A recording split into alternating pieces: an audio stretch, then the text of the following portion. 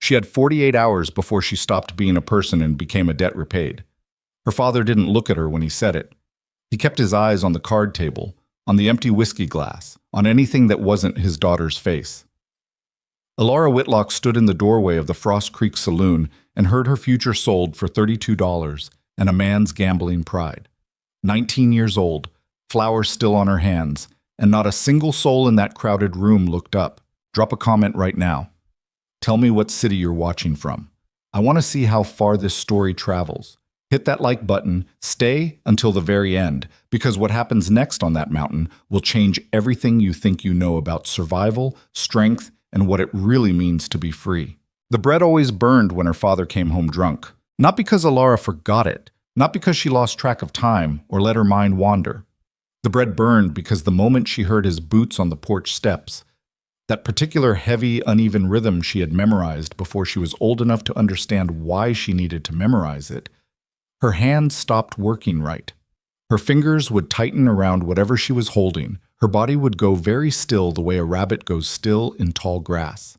And somewhere between the oven and the door, she would simply lose the thread of what she'd been doing. It happened again on the third Tuesday of October, 1883. She smelled the smoke before she remembered the loaves. By the time she pulled them from the oven, the bottoms were black. 3 loaves. Almost half a day's worth of flour they couldn't afford to waste. Alara set them on this cooling rack anyway, scraped the worst of the char with a knife, and told herself that the inside was still good. She had gotten very skilled over the years at finding what was still good inside things that looked ruined on the outside. The front door hit the wall hard enough to rattle the window glass. "Smells like you burned something again." Her father, Thomas Whitlock, filled the door frame the way a storm fills a valley, all at once, with no warning, taking up more space than seemed possible. He was not a large man by frontier standards. He was average in height, a little soft around the middle from years of tasting his own product without the physical labor to balance it. But he had a way of making himself feel enormous. Alara had never been able to explain it to anyone. It was in the way he held his shoulders, maybe, or the way his eyes moved around a room like he was calculating something. "It's fine," she said, keeping her voice flat. "The inside is good." "The inside." He crossed the room and picked up one of the loaves, turned it over, looked at the black bottom. Then he dropped it back on the rack like it offended him. "Can't sell burnt bread, Alara." "I know." "If you know, then why does it keep happening?" She didn't answer. She had learned a long time ago that answering that particular kind of question never led anywhere useful. Frost Creek was the kind of town that existed because it had to, not because anyone had planned it that way.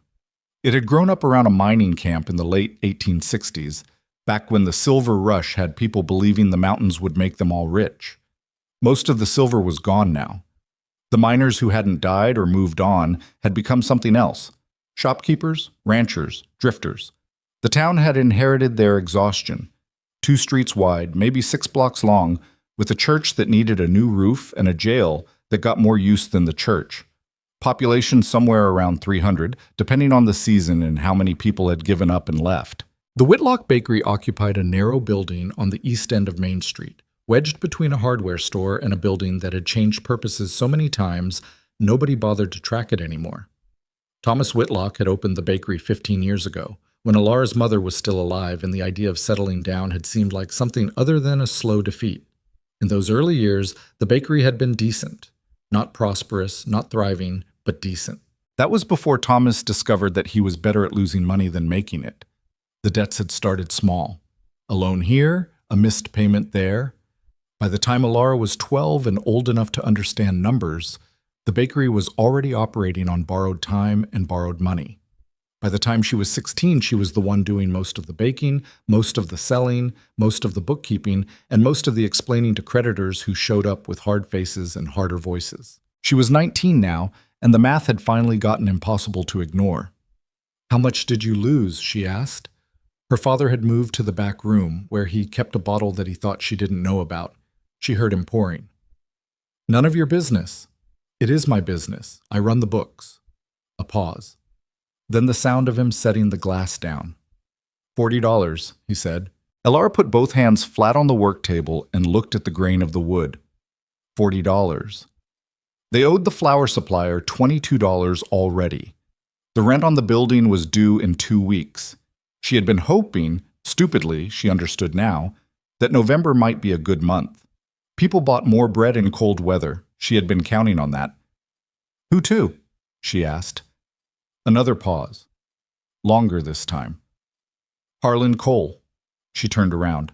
Her father was standing in the doorway of the back room with his glass, and he was doing the thing he did when he knew he'd gone too far, keeping his eyes somewhere around her chin, not quite meeting her gaze, like looking directly at her would make the conversation more real than he wanted it to be. Harlan Cole owned the Silver Spur Saloon, which occupied the largest and most profitable building on Main Street. He was not from Frost Creek originally. Nobody seemed to know exactly where he was from, and nobody asked because Harlan Cole was the kind of man whose past felt better left unexamined. He was in his late 40s, always dressed well, and operated his saloon with the kind of smooth, controlled efficiency that made people slightly uncomfortable without being able to say exactly why. He had a smile that reached all the right places on his face and still somehow felt like a door closing. "Papa."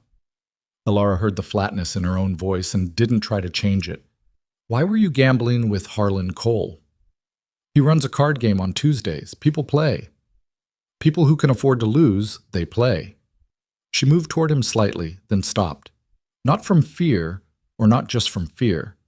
From the understanding that moving closer never helped. "How are you planning to pay him back?" Thomas Whitlock finally looked at his daughter, and something in the way he looked at her made the hair on the back of her neck stand up. She didn't sleep that night. She lay on her narrow cot in the room above the bakery, listening to the wind come down off the mountains, and she ran numbers in her head until the numbers stopped making sense, and she was just lying there in the dark, feeling the specific weight of a future that had already been decided without her. She had been doing this, calculating, planning, trying to find the angle that made the problem solvable, for so long that it had become a kind of reflex. The bakery was her problem. The debts were her problem. Her father's drinking was her problem. She had been treating all of it as problems to be managed, corners to be cut, deficits to be made up somewhere down the line. But $40 to Harlan Cole was not a problem to be managed. It was a different kind of thing entirely. She got up before sunrise, as she always did, and started the day's bread. The sourdough starter, which she had been nursing along for 3 years, which had survived 2 hard winters and 1 summer so dry the flour had gone strange, sat on the shelf where she always kept it, bubbling quietly in its crock. She fed it and set it aside and began mixing the morning's first batch by feel, in the dark, her hands knowing what to do without any instruction from her brain. Martha Greer came in at 7:30 to buy her usual 2 loaves. Martha was in her 60s, had been coming to the Whitlock bakery since before Alara's mother died, and had the kind of direct manner that Alara had always appreciated. "You look terrible," Martha said, which was her version of "Are you all right?" "Didn't sleep well." "Your father come in late again?" "He's always come in late." Martha counted out her coins on the counter. She always paid exactly, always in small denominations, as if she'd been portioning the money out all week. "I heard he was at Cole's place last night." Alara wrapped the bread without looking up. "People talk. People see." Martha picked up her loaves and tucked them under her arm, then quieter. "You be careful, girl. Harlan Cole doesn't let debts go." "I know. I mean it specifically." Martha's voice dropped further, something careful in it. "I've heard things about how he collects when the debt is from a man with a daughter." Alara's hands went still on the paper wrapping. "Thank you, Mrs. Greer," she said. Her voice came out even, which surprised her.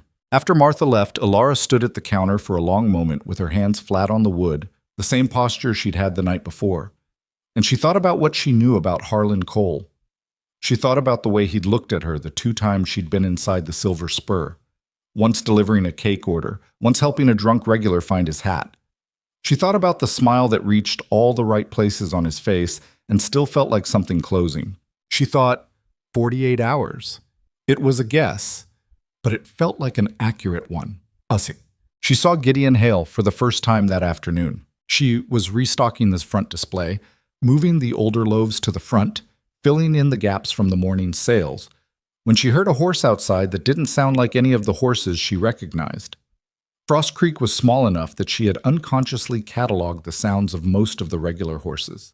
The heavy clop of Jensen's draft team, the quick nervous step of Doc Pierce's mare, the particular rhythmic forebeat of the Callaway Ranch horses.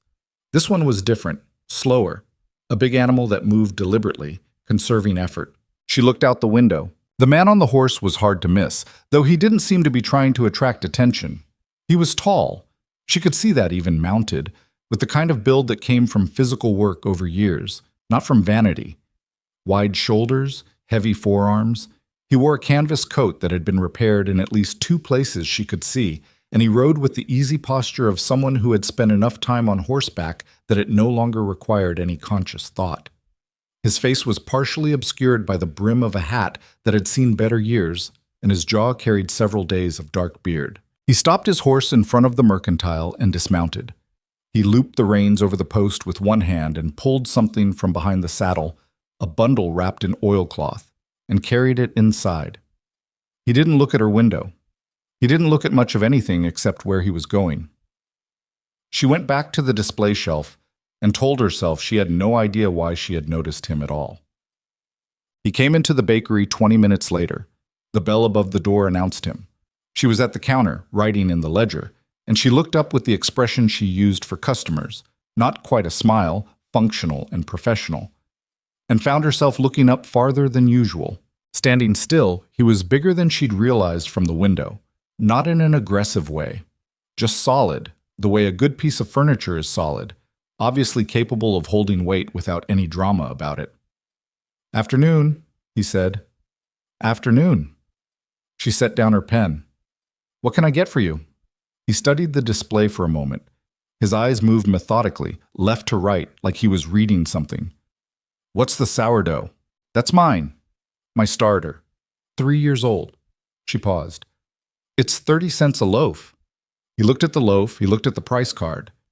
He looked back at the loaf with the expression of a man running a calculation. "I'll take 2. She wrapped them. He put coins on the counter, exact, she noticed, like Martha Greer, and picked up the bread. He was almost at the door when she found herself saying, "You're not from here." It wasn't really a question. She didn't know why she said it. She was not, generally, a person who said things without knowing why. He stopped, turned his head just slightly. "No." "Passing through?" A pause. Not evasive, more like he was deciding whether the question was worth the words it would take to answer. "Maybe. Need to resupply. Pick up some things." "There's a decent mercantile," she offered. "And Henderson does repairs if your tack needs work." Saw the mercantile. He turned a little more. His eyes settled on her face with a directness that was not unkind but was completely without the social cushioning that most people applied to their looking. Not the way men in saloons looked at women, just direct, like he was noting information. "The bread's for the trail, heading back up Thursday." "Up the mountain?" "Got a place up there." She nodded. He nodded. He left. Alara stood at the counter for a moment after the bell stopped moving, and she thought, Thursday. He was leaving Thursday. She had, at most, 2 days before her father would have to answer to Harlan Cole. She did not know why she was tracking these 2 facts at the same time. She put the pen back in her hand and returned to the ledger. Months. That evening, Harlan Cole came to the bakery. He didn't come aggressively. That wasn't his way. He came at 6:30, after the shop had technically closed, when Alara was cleaning up for the night. He knocked twice, which she thought was a pointed courtesy, and waited for her to open the door. "Miss Whitlock?" His smile was precise. "Is your father in?" "He's not." She held the door half open with her shoulder. "I can take a message." "I'd rather speak with him directly, if it's all the same." He glanced past her into the bakery, which was lit by 2 oil lamps and smelled of the day's baking. His expression was one of polite appreciation. "This is a fine little establishment." "Thank you. My father will be back later. I'll tell him you came by." "He owes me $40, Miss Whitlock," said pleasantly, as pleasant as a stone dropped into still water. "I know. I'm going to need that address by Friday." He tilted his head slightly.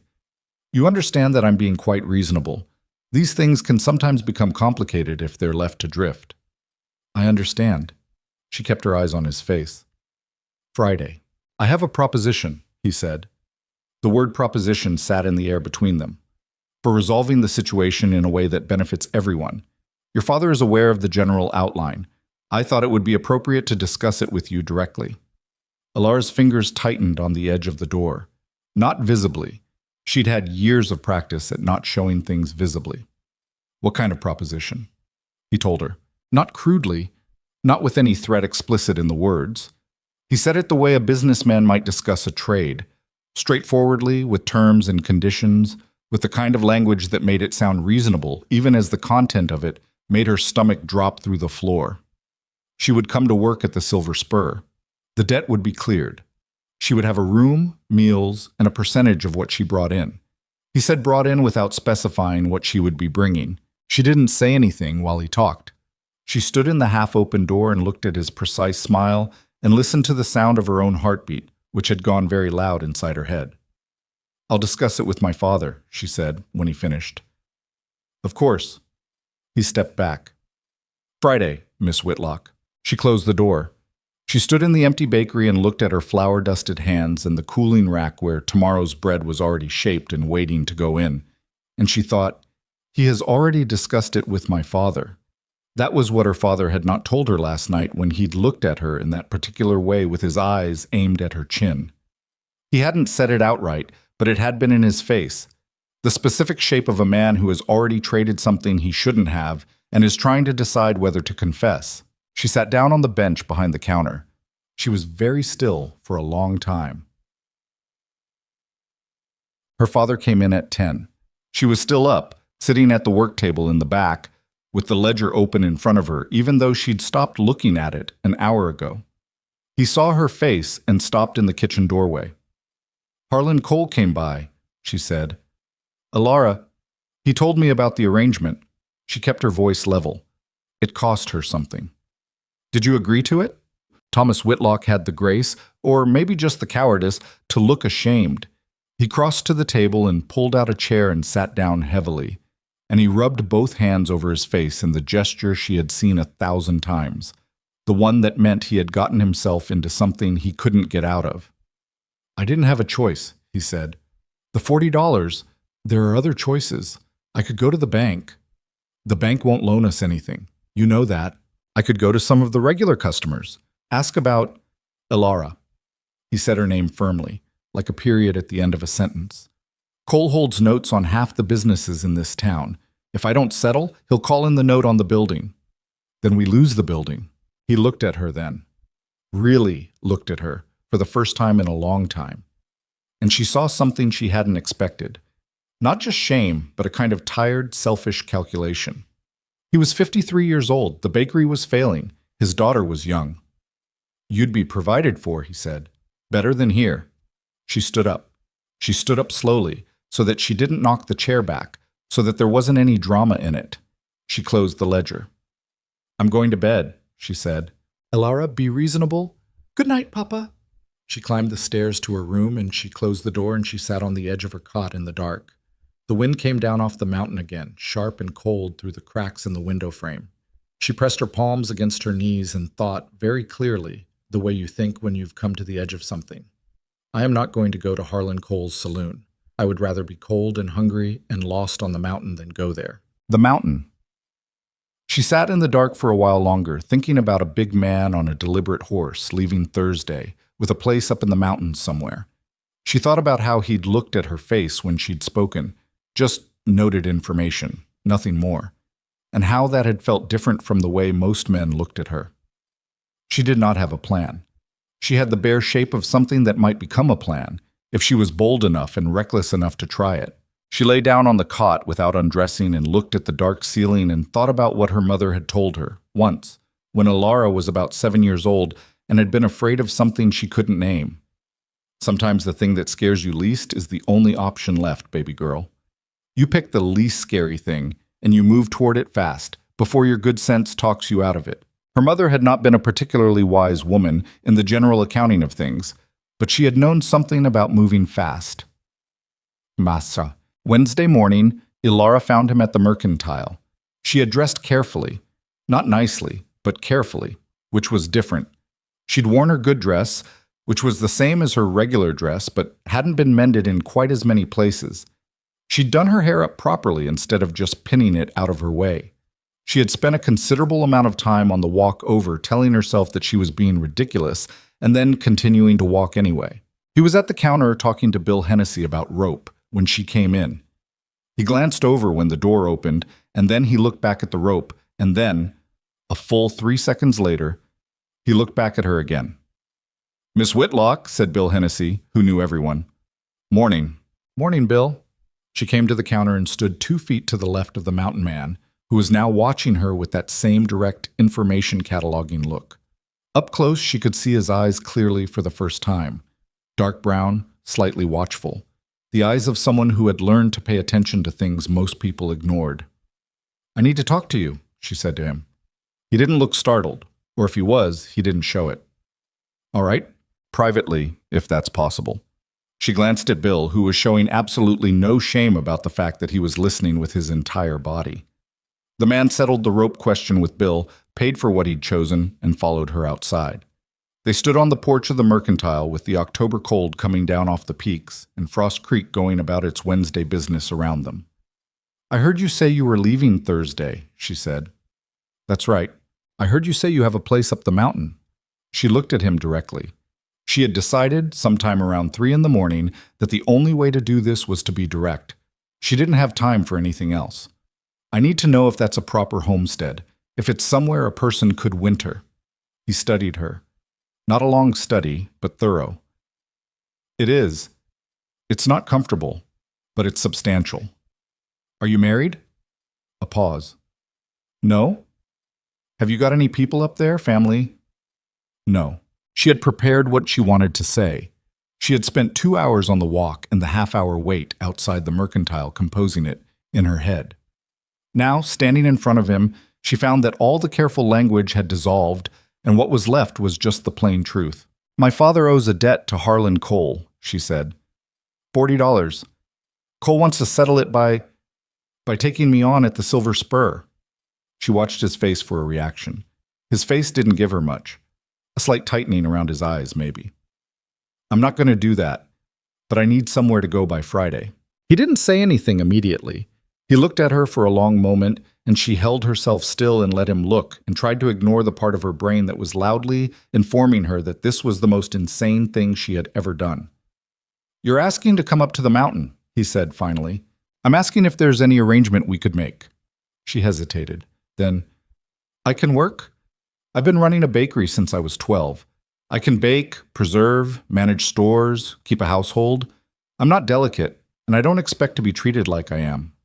She paused again. "I know this is strange. I know I'm a stranger, but I need somewhere to go, and you seem like—" She stopped. "Seem like what?" She thought about it honestly. Seem like someone who'd say no plainly if the answer was no. Something moved across his face. Not quite amusement, not quite not amusement either. He looked at the mountains for a moment, at the wall of peaks to the north, already white with early snow at the upper elevations, with an expression she couldn't fully read.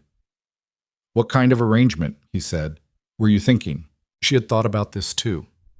"A legal one," she said. "I've thought about it. I know what it sounds like, but a legal arrangement would protect both of us. You'd have help with the homestead. I'd have somewhere Cole couldn't reach me." The silence stretched for long enough that a wagon went by on the street, and a dog barked at something down by the livery stable. "I'd need to think on it," he said. "I have until Friday." "I know." He picked up the bundle of rope he'd bought from Bill. "Where can I find you?" "The bakery."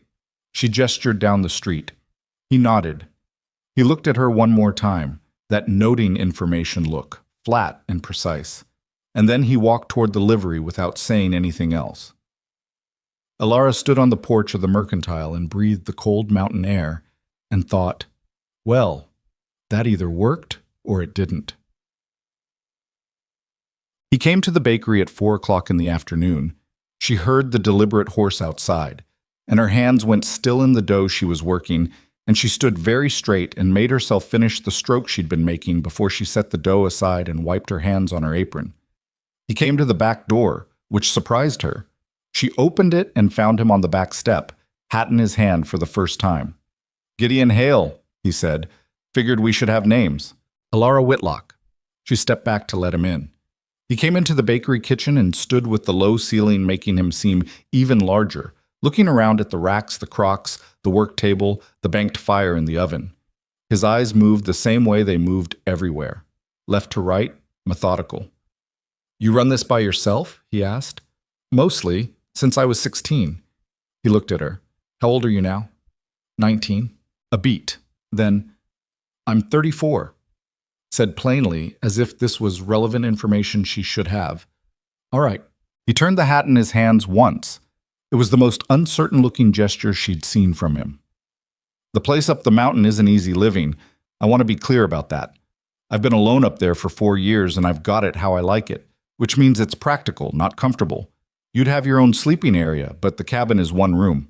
It's hard work year-round. I'm gone some days. Trapping lines, timber, trade runs. You'd be on your own." "I grew up in a bakery," she said. "I've been on my own my whole life." He studied her for a moment. "The arrangement you mentioned." "Yes." "Legal." He said the word like he was checking the weight of it. "It's the only kind that would actually help either of us." "I'm not a man who goes back on his word," he said. "If that matters to you." "It matters considerably." He was quiet for a moment. "We'd need the preacher. He's on Main Street. I know him. Tomorrow morning." Alara felt something happen in her chest. Not quite relief. Not quite terror. Something that was made of both. "Tomorrow morning," she agreed. He put his hat back on. He was halfway to the back door when she said, "Mr. Hale." He stopped. "Why?" she asked. It came out smaller than she'd intended. "Why say yes?" He didn't turn all the way around, just enough to look at her over his shoulder. "You talked straight," he said. "Didn't embellish. Didn't beg." A pause. "And you've got bruises on your left wrist that somebody put there, and you didn't mention them once." He went out the door. Alara stood in the middle of her kitchen in the place she had occupied every day of her life for the past 7 years, and she looked at her left wrist where she'd rolled her sleeve down that morning out of habit, and she thought, he noticed. She stood there for a long time after she heard the horse leave. Quiet. She packed that night. She had less than she expected to pack. That was the first surprise. How few things in the bakery actually belonged to her. The equipment was the businesses. The furniture was the buildings. Her clothing fit into a single canvas bag that had been her mother's, along with a small box of items. The sourdough starter in its sealed crock, wrapped twice in cloth to survive the journey. A tin of recipes written in her mother's handwriting. 3 photographs. A small amount of money she had been keeping, very carefully hidden, for 3 years without telling her father. She did not leave a note. She told herself this was because there was nothing to say. But the truth was more than that. The truth was that after Thomas Whitlock had looked at her across the kitchen table with that tired calculation in his eyes and said you'd be provided for, something in her relationship with words and her father had broken in a final way. She did not have a speech for that. She did not have a goodbye. She was out of the bakery before sunrise, before her father was up, moving quietly through the dark with her canvas bag on her shoulder and the sourdough crock held carefully in both hands. The preacher's name was Reverend Mulch, and he was a small, precise man who had married other people at unusual hours before. He asked them both, quietly and without judgment, whether they were doing this of their own free will. Alara said yes. Gideon said yes. 2 of the Reverend's household, his wife and a neighbor who'd been called over as a second witness, signed the certificate. The whole thing took 20 minutes. Afterward, Alara stood on the church steps with the legal certificate in her hand, and Gideon was loading the last of his supplies onto the pack mule he'd acquired, and the sky to the east was just beginning to turn from black to something colder. "Ready?" he asked. She looked at Frost Creek, at Main Street, still dark and quiet, at the bakery with its dark window, at the silver spur 3 doors down, with not a light on yet. "Yes," she said, and she didn't look back.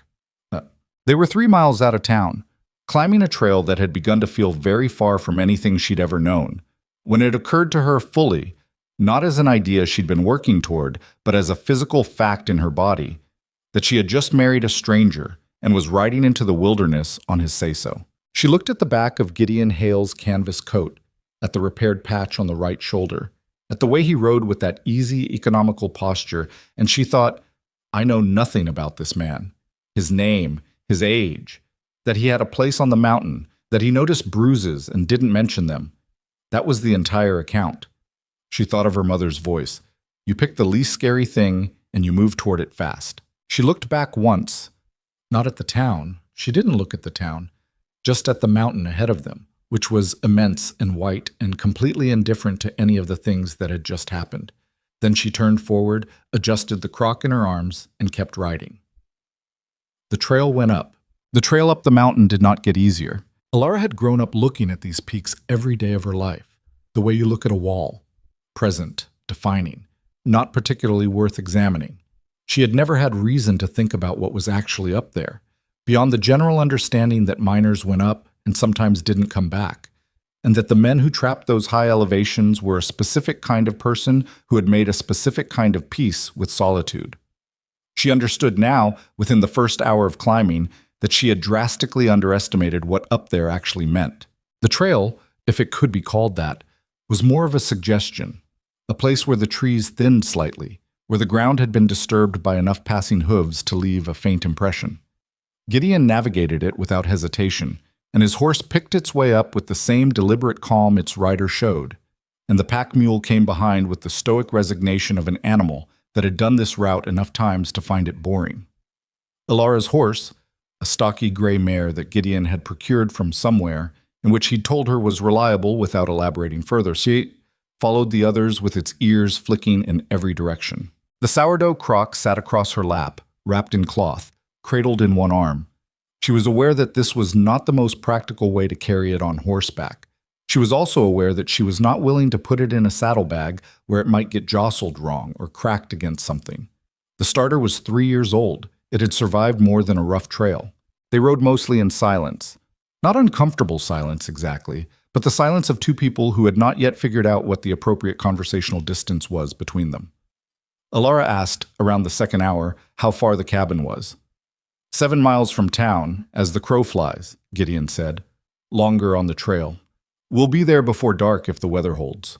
She looked at the sky, which was the pale gray of old dishwater. Does it look like the weather will hold? He looked up briefly. No. This proved accurate.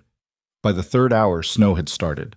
Not the gentle first snow kind, but a mean, driven sort that came sideways off the upper peaks and found every gap in her coat with impressive thoroughness. The temperature dropped fast enough that she could feel the change in each breath. The horses pushed on without commentary. You all right? Gideon called back, not turning fully around. Fine, she said, which was mostly true. He slowed until his horse was alongside hers. He looked at her hands on the reins, at the crock in her arm, at her coat. Then he reached behind him and produced a heavy wool blanket from somewhere in his pack, rolled it once, and held it out. She looked at it. Take it, he said. I'm not cold. This was probably not entirely true, but she took it. She settled it around her shoulders one-handed, keeping the crock tucked against her side, and the immediate difference was significant enough that she said, "Thank you," with more genuine feeling than she'd intended to put in it.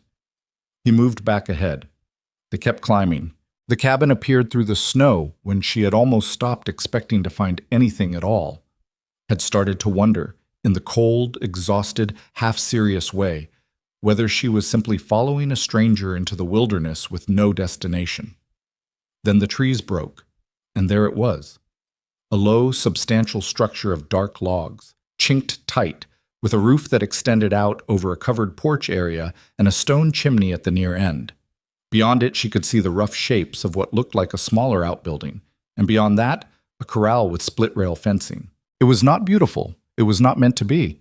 But it was solid in a way that the bakery building back in Frost Creek, which shook in a hard wind, had never been. It looked like something built by someone who expected it to last. She followed Gideon to the corral, dismounted, and stood for a moment with her legs adjusting to being on the ground again. The snow was coming harder now, and the wind had picked up, and she was very, very cold.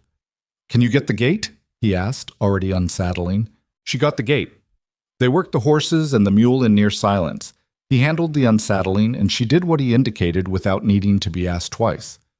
She found she was good at reading what he needed from context, which was a skill she had developed out of necessity with her father, but which felt different here, applied to someone who was not looking for a target for his mood. Inside, the cabin was a single room, as he'd said. The floor was rough board, swept clean. One side held a fieldstone fireplace with a proper hearth and a wood stove beside it for cooking. There was a table and 2 chairs, a set of shelves lined with jars and equipment, and a sleeping area at the far end, separated by a curtain hung from a ceiling beam. A second sleeping area, a narrow cot against the near wall, had been made up recently. She could see fresh bedding on it, which meant he had planned for this, which meant that he had made up his mind before he came to the bakery yesterday.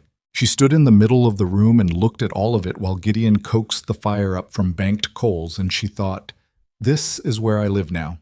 Not with dread exactly. It was more complicated than dread. There was dread in it, but there was also something else. A strange, tentative feeling like the first moment you step out of a burning building. The cold outside is shocking and real and uncomfortable, but at least the building is behind you. "I'll get the stove going," Gideon said. "Should warm up in here within the hour." "I can do the stove," she said. "Show me how you've got it set up and I'll manage it." He looked at her for a moment, then he showed her.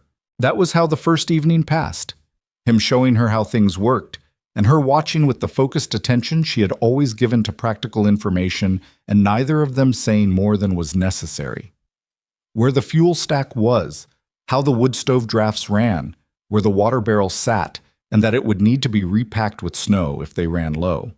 What was in which shelf, and why things were organized that specific way. "You've got a system," she observed, looking at the shelves. "I know where things are in the dark," he said. "Don't move things without telling me first." "I won't," she paused. "I have systems, too. I'll tell you what they are." He nodded. This seemed to satisfy both of them. She made supper from what was available.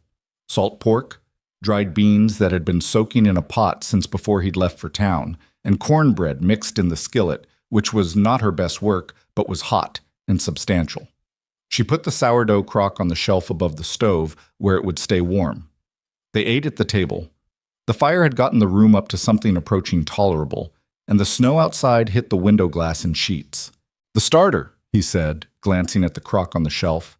"My sourdough. I've had it going 3 years. She considered how to explain it. "It's a culture. Wild yeast. You feed it, and it makes the bread rise. Takes longer than using a leavening agent, but the bread keeps better, and the flavor—" She stopped. "Sorry, probably more than you needed." "No." He looked at the crock. "I haven't had good bread in a long time." There was something plain and unguarded in how he said it. Not wistful, exactly. Just accurate, the way everything he said seemed to be just exactly accurate. No dressing on it. "You'll have it again," she said, "once we're settled." He looked at her across the table. The fire threw uneven light across the planes of his face, and she noticed, not for the first time, that he had a scar running through the left side of his jaw, thin and old, the kind that had faded to near invisible with years. She wondered about it and did not ask. "There are things you need to know," he said, "about how the winter runs up here." "Tell me." And he did. He talked with the focused directness of someone who had assembled this knowledge at real cost and wanted to transmit it efficiently. The blizzards came without much warning after November, sometimes lasting 3 or 4 days. The drifts against the north wall of the cabin could reach the roofline. He had laid in stores for 1 person for a full winter. With 2, they would need to be careful. He ran trap lines on 3 separate routes, which took him out of the cabin for 2-day stretches sometimes. He knew the signs that a storm was coming. The specific way the clouds stacked on the north peaks, the behavior of the birds, and he expected her to learn them quickly because on the days he was gone, her reading of the weather was all she had. She listened. She asked 2 clarifying questions and did not ask any others. When he finished, there was a pause in which the wind outside changed pitch, dropping and then lifting again, a long wavering note against the chimney. "I'm not soft," she said. Not defensively, just wanted it on the record. "I can see that," he said. "I won't know things I don't know, but I learn fast." "I figured that too." She nodded. She picked up the plates and carried them to the wash basin. "One more thing," he said from the table. She turned. "The curtain down the middle," he said. "The cot by the door is yours. That's permanent, not temporary. I'm not—" He stopped. Started again. This is an arrangement. I want that to be clear." "It's clear," she said. "It was clear when I proposed it." He looked slightly relieved, or what passed for relieved in his particular range of expression, which was subtle. "Good," he said. "Then we understand each other." They understood each other. She went to sleep that night on the narrow cot with the curtain between them and the blizzard making the cabin creak and settle. And she pulled the blanket up to her chin and lay very still in the dark, listening to the sounds of an unfamiliar place and trying to match them to categories: wind, wood, fire, snow. And she thought, "I am 19 years old, and I am married to a man I met 4 days ago, and I am on a mountain in a blizzard, and Harlan Cole cannot find me here." She lay with all of that arranged in her mind, and eventually, without intending to, she slept. Deeply, for the first time in weeks. She did not burn their bread that night because there was no sound of boots on porch steps that her body needed to brace against. The blizzard ran for 3 full days. This was the kind of storm that did not particularly care about human inconvenience. It came down off the high peaks and buried the trail and the corral fence and the woodpile in stages, filling in each cleared space with the methodical persistence of something that had been doing this for 10,000 years and had no interest in stopping. On the first morning, Alara woke to find 8 inches of new snow against the cabin door, and Gideon already up, already dressed, moving to deal with it without any particular alarm. "Does it always do this?" she asked, looking out the small window at a world gone entirely white. "It does this," he confirmed, pulling on his heavy coat. She dressed and followed him outside to help, which he seemed to accept without comment. They dug out the door, cleared a path to the woodpile, and broke the ice on the water barrel. It was hard, cold work, and she did it alongside him without complaint. And when they came back inside, she went directly to the wood stove and put water on for coffee, and made herself useful because standing still in an unfamiliar place with nothing to do was not something she was equipped to handle. On the second day, when going outside was not practical except for the animals, she found herself confined to the single room with a man she barely knew, with no customers to serve and no ledger to update and no bread waiting to be shaped. She cleaned everything that could be cleaned. She inventoried the shelves carefully and wrote the inventory in a small notebook she found in her bag. She repaired a split in the seam of her coat with thread and needle from a kit on the shelf. Gideon read. He had a small stack of books, 3, she counted, and he went through them with unhurried attention, sitting close to the fire. And he did not seem to need conversation the way some people needed it, like a constant low-level noise to prove they were still present. She found she did not either. They were quiet together with a kind of ease that she had not anticipated and did not entirely know what to do with. On the afternoon of the second day, the silence broke naturally. She was checking on the sourdough starter. It had survived the journey and the temperature change and was beginning to show signs of recovery, small bubbles working up through the surface, when he looked over from his book. "How do you know if it's ready?" he asked. "It floats." She turned the crock slightly, examining the consistency. "You put a bit in water, and if it floats, it's active enough to leaven bread. We're probably 2 more days out." He closed the book on his thumb, keeping his place. "Where'd you learn to do all this?" "My mother, before she died." She set the crock back. "She was a decent baker. Not creative, but solid. The sourdough was hers originally. Well, the technique was. The actual culture I started myself because hers didn't survive after she passed. Too much time between feedings." "When did she die?" "I was 12. He was quiet for a moment. "That's young to take over a bakery." I didn't have a choice about the timing. It came out matter of fact, not bitter. She had spent enough time in the territory between those two things to know the difference. My father could make decent bread when he applied himself. He just didn't often apply himself.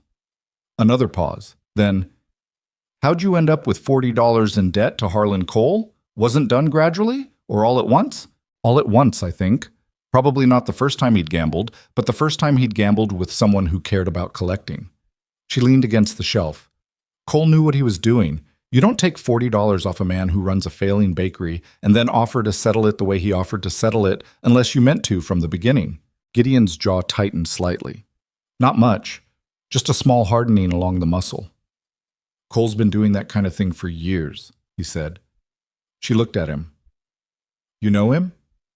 Know of him. Came through some of the same territory, years back.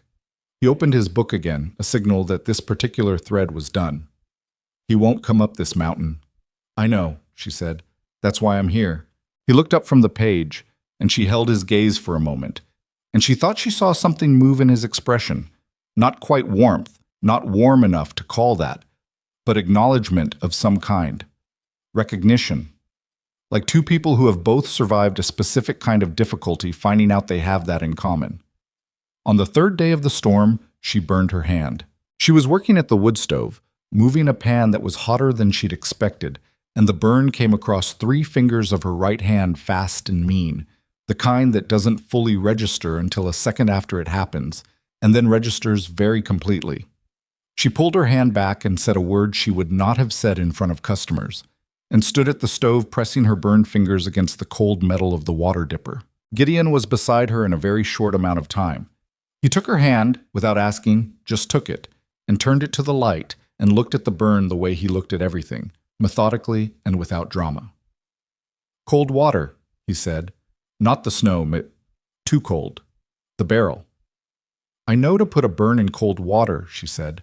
Then do it. She did. He went to the shelf and came back with something. A tin of salve, well used, the label mostly worn off. Better than nothing, he said.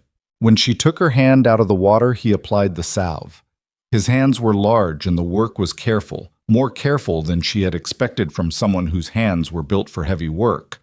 She watched him do it and felt the strange disorientation of being tended to by someone, of having someone notice an injury and respond to it as a matter of course, without weighing whether she deserved the attention.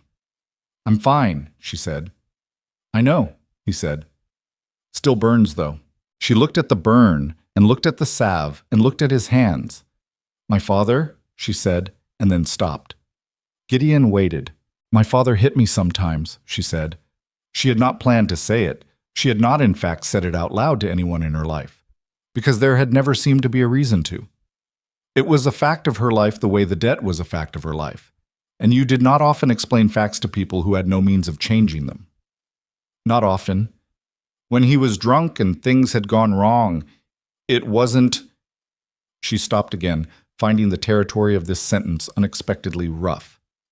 It wasn't the worst thing. There are worse things.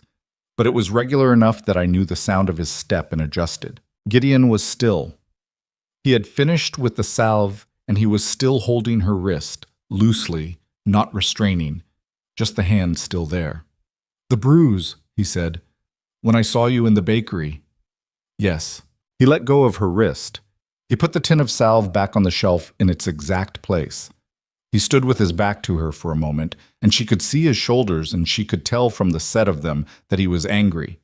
Not at her, and not the loud, explosive kind of angry she had learned to read as danger. A different kind. Turned inward, or turned at something that wasn't in the room. You said you were not going to Cole's place no matter what, he said, to the shelf. Yes, good decision. I thought so. He turned back around. His face had resettled into its habitual expression, that careful, watchful flatness. Your hand will be sore for a few days. Favor it. I will. She paused. Thank you. He nodded and went back to his chair and picked up his book. The blizzard broke on the morning of the 4th day suddenly and completely, the way these mountain storms sometimes did, as if someone had simply pulled the plug. The sky came out a cold, brilliant blue, and the snow on every surface blazed so white that looking at it directly hurt. The world was completely remade by silence. Alara stood in the doorway of the cabin with her coat on and her burned hand in her pocket, and looked at the mountain in the morning light, and she thought, I have never seen anything like this. The peaks above were blinding white against that hard blue sky. The trees below were loaded with snow, bending dramatically, and every few minutes one of them would shed its load with a sound like a small explosion and spring back upright. The air was sharp enough to make the inside of her nose ache. It was objectively the most beautiful thing she had ever seen in her life. She was not going to say this out loud. Behind her, Gideon was pulling on his boots. Going to check the animals, he said. The trail will be blocked for a couple of days yet. After that, I need to get the trap lines checked. I'll come with you to the animals, she said. Then I want to assess what we have in stores. He came and stood beside her briefly in the doorway, looking out at the same white world. She glanced at his profile, the old scar, the dark beard, the unrevealing expression, and then back at the snow. "It gets worse than this," he said. "January, February. You're warning me. Just telling you. I know." She stepped out into the snow, which came up past her knees, and she pulled her coat tighter and started wading toward the outbuilding. "I'm still here," she said, without looking back. She heard him follow. By the end of that first week, she had assessed the stores and found them more adequate than she'd feared. Gideon had laid in substantial supplies: jerked venison, dried beans, salt pork, cornmeal, dried apples, smoked fish, and several items she was still identifying.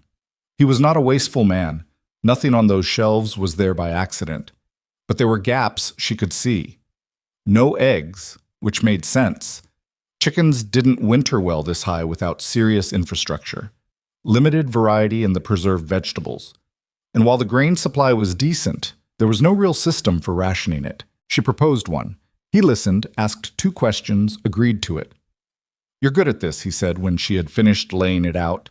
The weekly allotment, the order of what to use first, the thresholds at which they would need to be more conservative. "Managing something that's about to run out is most of what I've ever done," she said. "It's not a skill I chose." He seemed to consider this.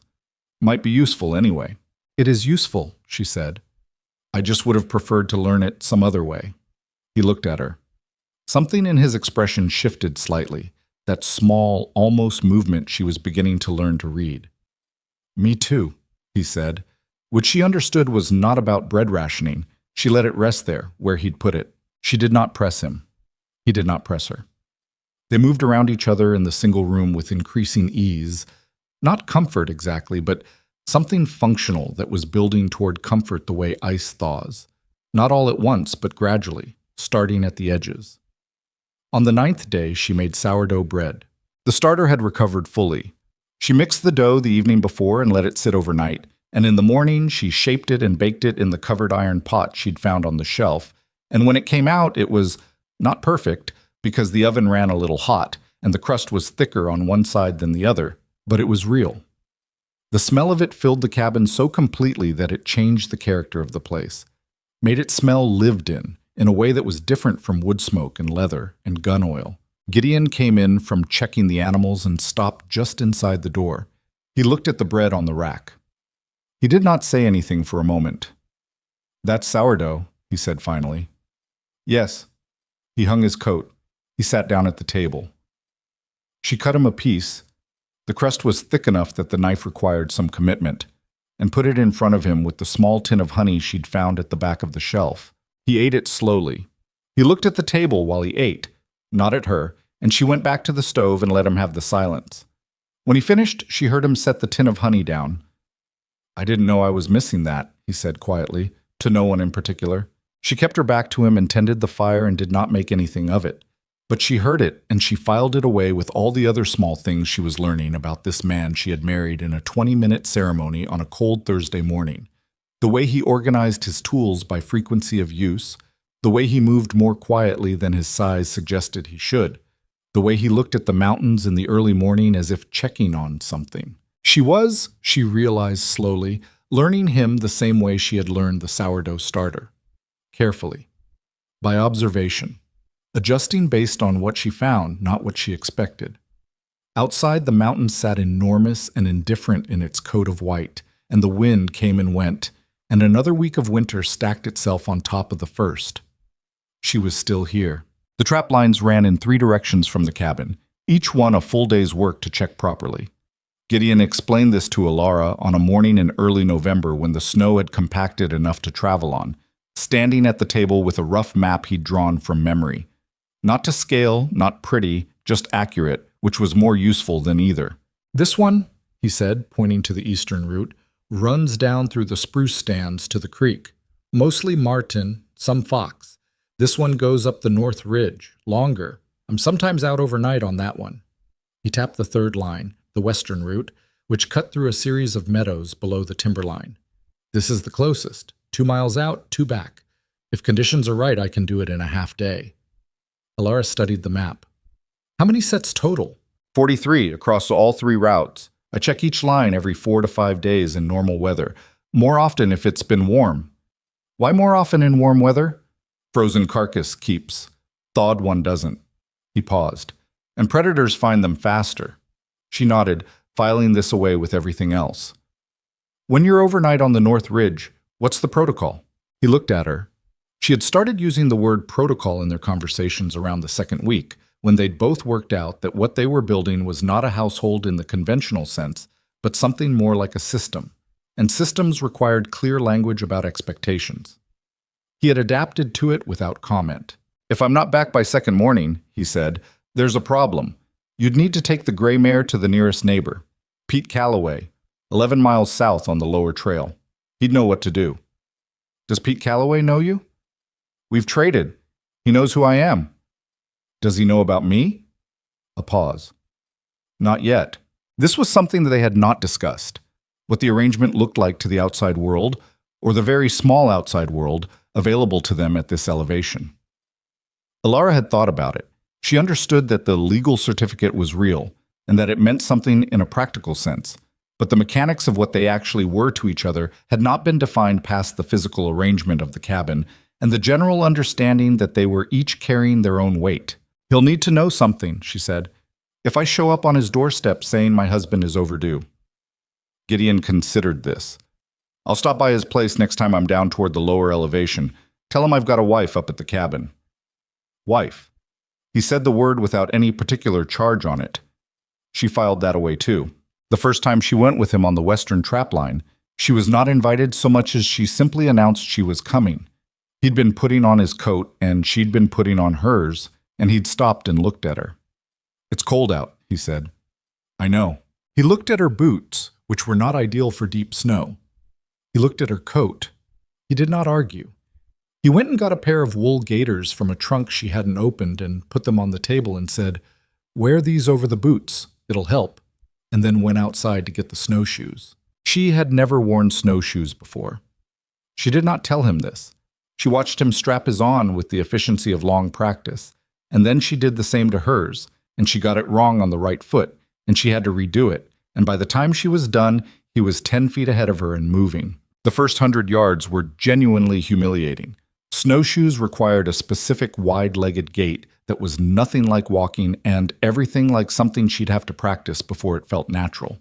She caught a front edge on her third stride and went down hard into the snow, both hands plunging in up to her elbows.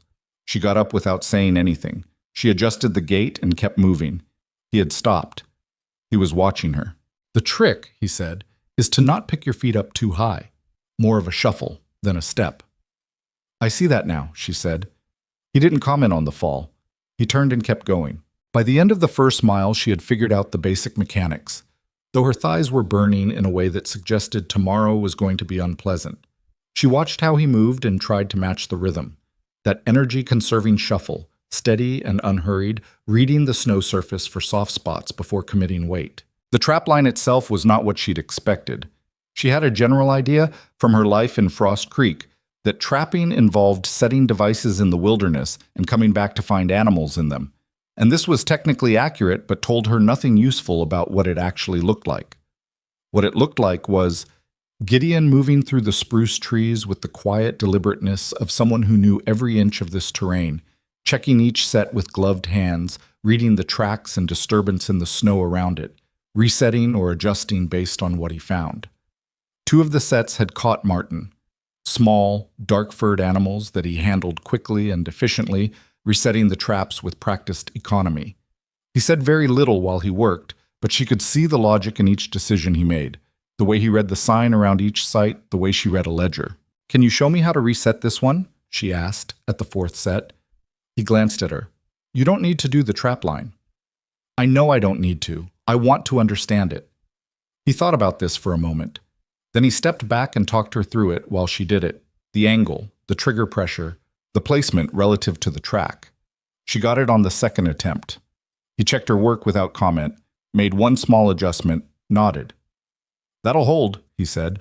She stood up and brushed the snow off her knees and felt the particular satisfaction of having learned a new thing correctly. It was a feeling she'd always liked. It was one of the few things about the bakery she had genuinely liked. The problem-solving of it. The way good bread required you to read conditions and adjust rather than just follow a formula mechanically. The walk back was harder than the walk out. Her legs were done. She managed to maintain the pace he set, but it cost her. And by the time the cabin appeared through the trees, she was running almost entirely on stubbornness. Inside, she pulled off the gaiters and her boots and sat down at the table and didn't move for a moment. Gideon had put water on for coffee before she'd gotten her coat off. She looked at the back of his head while he tended the stove, and she thought, he noticed I needed something hot without being asked. She put this with the other things she'd noticed. November deepened. The days shortened until darkness came before 5 o'clock, and the cold settled in with the permanent quality of something that had moved in for the season and was not interested in leaving. They fell into a rhythm. Not comfortable exactly, not yet, but functional and increasingly efficient. She managed the cabin stores and the bread and the preservation of the hides he brought in. He managed the trap lines and the wood supply and the structural maintenance of the cabin, the ongoing small repairs that a place in the mountains required constantly. They divided the work without much discussion by a kind of mutual observation, each person gravitating toward the tasks they were better at or more inclined toward, filling in the gaps the other left. She learned things she had never expected to learn. How to stretch and tack a hide for drying. Gideon showed her once, and she practiced on the marten from the western line until she had the tension right. How to read the sky for incoming weather, which turned out to be as much about patterns built over weeks of observation as about any one specific sign. How to bank a fire for maximum efficiency, and how to manage the wood stove drafts to control the temperature for baking without wasting fuel. How to navigate the western trapline alone, which she did for the first time on a clear mid-November morning while Gideon was running the northern route. That was the day she found the elk. She was checking the fifth set on the western line, moving through a section of meadow where the snow was deep and unmarked except for the track of a single deer from the night before, when she heard the sound, a labored, rhythmic sound from the tree line to her east.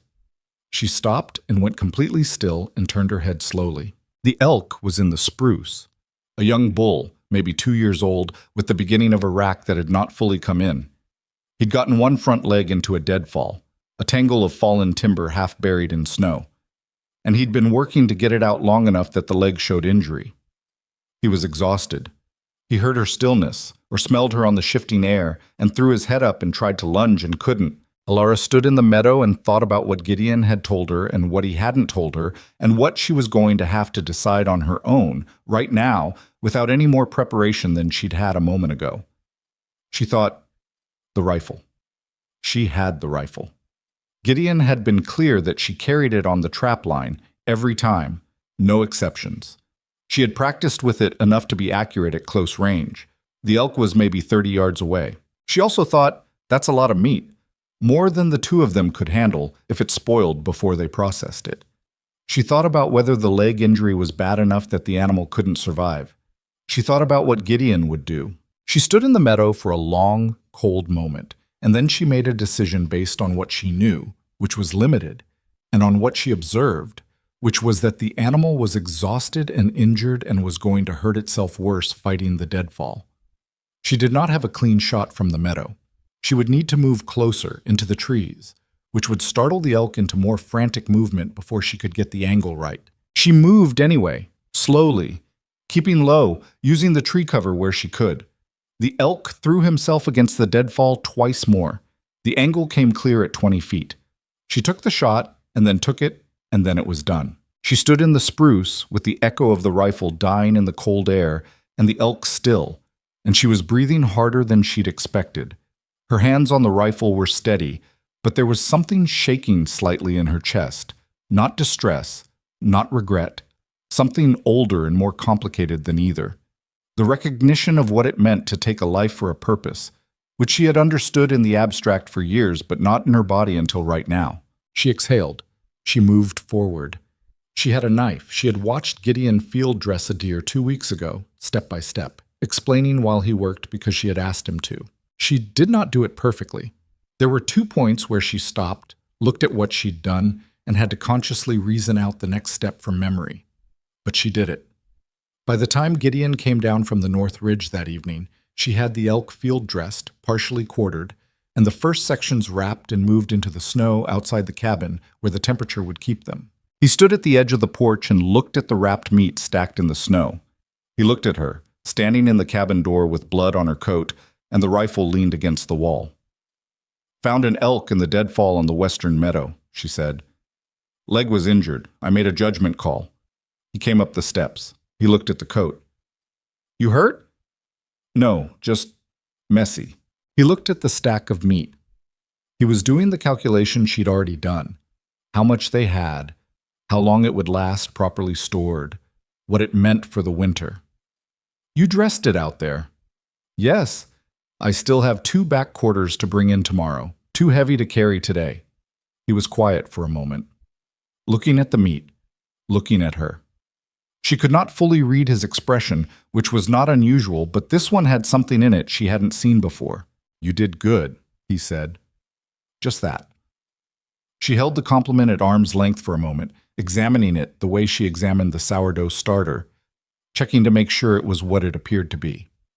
It was. It was a plain statement of assessment, with nothing added, and from Gideon Hale that meant more than a paragraph of praise from anyone else would have. "Thank you," she said. "I'll get the coat cleaned tonight." Inside, she started supper, and he came in and washed up, and neither of them made any more of it. But she noticed that he moved around the cabin that evening with a slightly different quality to his silence, less watchful, maybe, or differently watchful, like he had updated something. The thing about living in a single room with someone was that you learned them in ways that close quarters made unavoidable. You learned what sounds they made when they were asleep, and what sounds they made when they were not. You learned which tasks they approached with energy and which ones they put off. You learned their moods not from their words, because some people used very few words, but from the way they occupied space, the angle of their shoulders when they sat down, the pace of their movements in the morning before the day had decided itself. She learned that Gideon slept lightly and woke easily, that he was always up before her, but only by 30 minutes or so, not the 2-hour margin she'd assumed, that he had a habit of standing at the north-facing window first thing in the morning, looking at the upper peaks, doing some kind of private assessment that took exactly as long as it took, and no less. That he was methodical and patient about almost everything except when equipment failed. A binding that broke or a tool that didn't perform right seemed to locate a deep and specific irritation in him that he managed quietly, but that was visible if you were paying attention. She told him this one evening because she was someone who said things when she noticed them. "You're more patient than most people," she said, "except when equipment fails." He looked up from the harness he was repairing. "What?" "The way you get when something breaks. It's the only time you're short about things." He looked at the harness. "Equipment failing costs you when you can't afford to lose the cost." "I know." She was shaping bread. "I'm not criticizing. I'm just saying I noticed." A long pause. Then, "What do I seem like the rest of the time?" She considered the question carefully because he had asked it plainly and he deserved a plain answer. Like someone who decided a long time ago that being upset about things didn't help anything, so you just solved what could be solved and let the rest go. He put the harness down. He looked at her directly, across the table and the lamp and the bread dough, and his expression was the most open she'd seen it in the 6 weeks she'd been in the cabin. "That's accurate," he said. "It's useful," she said. "It's also lonely, I imagine, if it's all you have." The silence after this was different from the usual silences. Heavier, but not bad heavy. The kind that sits on something real. "Your turn," she said, because it was fair. "Tell me something you've noticed." He was quiet long enough that she thought he might not answer. Then, "You check the starter every morning before you do anything else. Before coffee, before the fire, before you put your shoes on." She had not realized she did this in a noticeable pattern. "It needs to be checked." "I know, but you do it like—" He paused, choosing words with the deliberateness he applied to everything. "Like it's the first thing you make sure is still alive." She looked at the crock on its shelf, the starter she'd been nursing for 3 years, that she'd carried up the mountain wrapped in cloth across her lap. She thought about what it meant. The thing she'd brought from her old life that was still living, still working, still capable of making something that hadn't existed before. "Maybe it is," she said. He picked up the harness again. She went back to shaping the dough. December arrived with a brutality that made November seem like a trial run. The temperatures dropped to levels she hadn't believed were possible until she was living in them. Cold that was not merely uncomfortable, but genuinely dangerous, that turned the air sharp as broken glass and made the muscles of her face ache when she went outside. She had developed new relationships with warmth. She thought about it, tracked it, planned around it, conserved it with the same attention she gave to the food stores. Cold out here was not an inconvenience. It was an adversary. She made mistakes. Everyone made mistakes. She had always known this in theory. In the bakery, mistakes cost flour and time. On the mountain, they cost differently. She went out to the woodpile one morning without her full gloves, just the thin inner pair, thinking she'd only be a minute, and came back in with the beginning of frost nip on 2 fingers that took an hour by the fire to fully resolve and left them tender for 4 days. Gideon did not lecture her. He saw her come in and saw her hands and said, "Sit by the fire," and got the warm water, and that was all he said about it. "I know," she said, before he could add anything. "I wasn't going to say it. I know you weren't. I'm saying it anyway. I know." He looked at her fingers, turning them in the warm water with the same careful attention he'd given the burn weeks ago. "There's no good mistakes up here," he said. "There's only ones you walk away from and ones you don't." "I walked away from this one." "Yes." He let go of her hands. "So now you know." She did know. And the knowing settled into her in a permanent way, the way real learning settles. Not on top of who you are, but into it, changing the shape of things from the inside. She was becoming someone who understood the mountain's specific math, what it cost to be careless, and what it required to survive. These were not the same lesson, and they did not come from the same source, but they arrived together and she took them both. By the time the solstice came, the shortest day, the darkest evening, she had been on the mountain for 2 months. She made note of the date in her small notebook, the same one where she'd written the store inventory. She didn't write much below the date, just 2 months. And then below that, different person than the one who left. Whether that was true in full, she wasn't sure. She was not a different person. She was the same one. But she was the same one with different materials to work with, different skills, different understandings, different sense of what her own body was capable of. The girl who had frozen in the bakery kitchen at the sound of her father's boots would not freeze now. She knew this, though she couldn't entirely explain how she knew it. That evening, Gideon built the fire up larger than usual, which was his version of acknowledging a date. She made sourdough with dried apple folded into the dough, which came out imperfect. The apple made the crumb too dense in places, but smelled extraordinary. They ate together at the table and the fire threw its uneven light, and outside the mountain was at absolute dark and absolute cold, and inside was warm enough and adequate, and something that was not yet the word home, but was edging toward it from the side. "Longer days start now," Gideon said, looking at the fire. "By how much? At first? Couple of minutes a day. You won't feel it for a while." "But it's happening. It's happening." She looked at the fire, too, at the way it moved, constant and inconstant at the same time, the same fire and always a different fire. She thought about Frost Creek, which felt farther away than miles could account for. She thought about Harlan Cole's precise smile and her father's eyes aimed at her chin, and she noticed that these memories, which had been sharp and close in the first weeks, had begun to recede.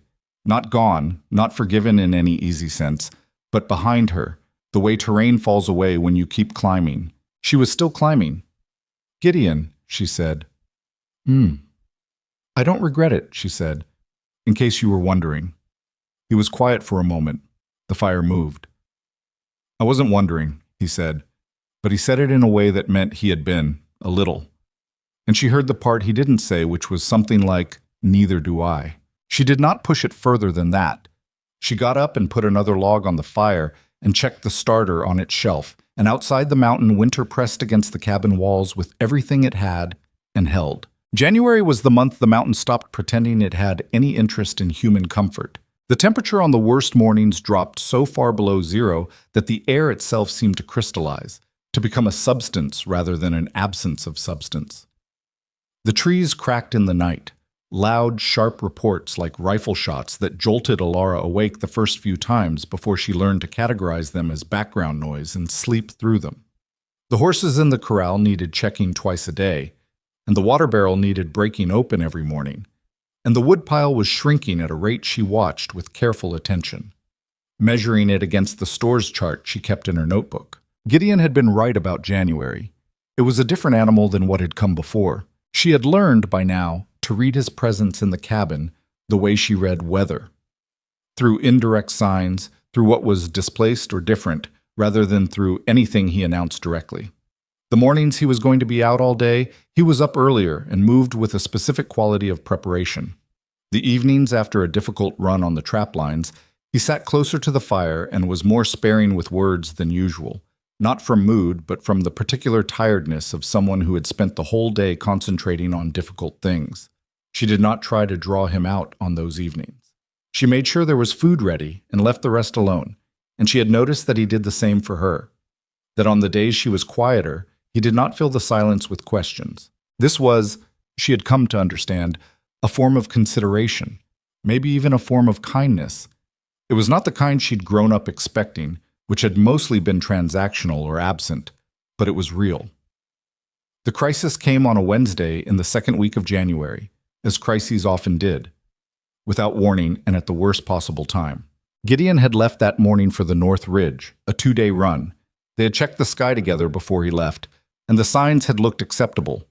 The clouds on the north peaks were high and loose, not the stacked, dense formation that preceded a serious storm.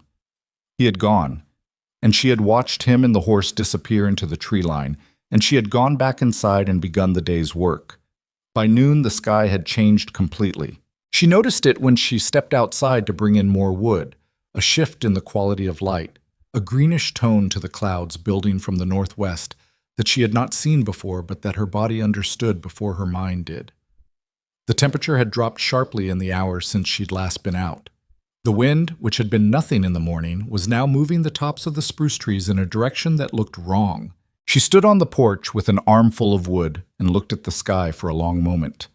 Then she went inside, put the wood down, and consulted the notebook where she had been keeping her weather observations since November.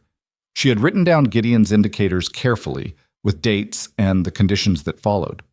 She flipped through the pages, cross-referencing what she was seeing now. She found 2 entries that matched the green light and the northwest wind and the dropping temperature in quick succession. Both times, what followed had been serious. She made a list, the way she always made lists when she was afraid. Not to manage the fear exactly, but to give it somewhere to go that wasn't just circling. What she had. What she needed to do before the storm hit. What could wait and what couldn't. The horses were first. She got them into the small shelter on the south side of the outbuilding, which took 2 trips back and forth across the yard because the gray mare was being difficult about the wind and did not want to go where Alara wanted her to go. They went back and forth about it for 5 minutes, the mare pulling, Alara holding, both of them stubborn, until Alara got her shoulder behind the animal's neck and simply pushed, which worked primarily because the mare was surprised by it. Then the woodpile. She brought in as much as she could carry in multiple trips, stacking it inside the cabin door until the stack reached the ceiling and she couldn't fit any more without blocking the movement through the room. Then water. She filled every container she had, every pot and barrel and jar, because if the storm was bad enough that she couldn't get outside, she needed water for the animals and herself and the fire. The starter. She moved the crock to the warmest spot in the cabin, wedged between the wood stove and the stone chimney wall, and she fed it extra and covered it tight.